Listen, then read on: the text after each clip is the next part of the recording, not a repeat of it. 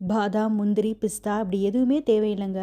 நம்ம வீட்ல இருக்க சிம்பிளான பொருள்கள வச்சே குழந்தைங்களுக்குனாலும் சரி, ஜிம் போறவங்களுக்குனாலும் சரி, சூப்பரான ஒரு வெயிட் கெய்னிங் ரெசிபி எப்படி செய்றதுன்னு பார்க்கலாமா?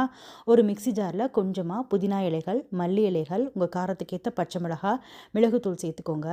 முட்டை ஒரு 2, 3 போல சேர்த்துக்கோங்க. நான் இன்னைக்கு ஒரு 3 முட்டை சேர்த்துக்கிறேன். அது கூடவே நம்ம பண்டைய காலத்துலேருந்து சாப்பிட்டுட்டு வர பொட்டுக்கடலை. பொட்டுக்கடலை ஒரு 3 டேபிள் ஸ்பூன் அளவுக்கு மிக்ஸி ஜார்ல சேர்த்து பவுடர் பண்ணி எடுத்துக்கோங்க. அது ஒரு 3 டேபிள் ஸ்பூன் அளவுக்கு சேர்த்துக்கோங்க. கூடவே கொஞ்சமா உப்பு சேர்த்து நல்லா கிரைண்ட் பண்ணி எடுத்துக்கோங்க.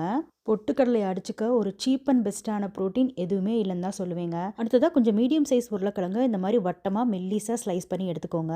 அது கொஞ்ச நேரம் உப்புல ஊற வச்சிருந்தேன் நானு.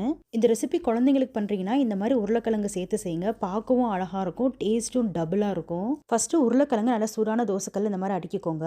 மூடி போட்டு நல்லா 2 பக்கமும் கொஞ்சம் நேரம் வேக வச்சு எடுத்துக்கோங்க. ஜஸ்ட் ஒரு 2லேருந்து 3 நிமிஷத்துக்குள்ள உருளைக்கிழங்கு நல்லா வெந்துடும். அடுத்ததா அதுக்கு மேல நம்ம செஞ்ச அந்த முட்டைக்கலவையை ஊத்திக்கோங்க.